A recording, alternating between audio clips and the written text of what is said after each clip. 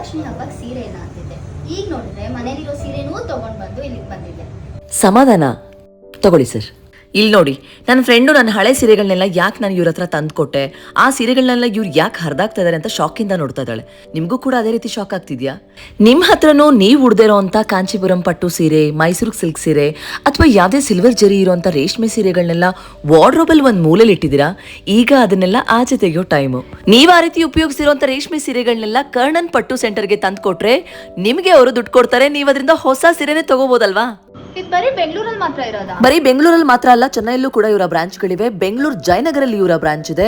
ನಾನು ಈ ವಿಡಿಯೋದಲ್ಲಿ ಮೆನ್ಷನ್ ಮಾಡಿರುವಂಥ ನಂಬರ್ಗೆ ಕಾಲ್ ಮಾಡಿ ನೀವು ಉಪಯೋಗಿಸ್ತಿರುವಂಥ ರೇಷ್ಮೆ ಸೀರೆಗಳನ್ನ ಕರ್ಣನ್ ಪಟ್ಟು ಸೆಂಟರ್ಗೆ ತಂದು ಕೊಡಿ. ಆ ಸೀರೆನ ಟೆಸ್ಟ್ ಮಾಡಿ ಆ ಸೀರೆ ಎಷ್ಟು ಬೆಲೆ ಬಾಳುತ್ತೋ ಅಷ್ಟು ದುಡ್ಡನ್ನ ಕೊಡ್ತಾರೆ.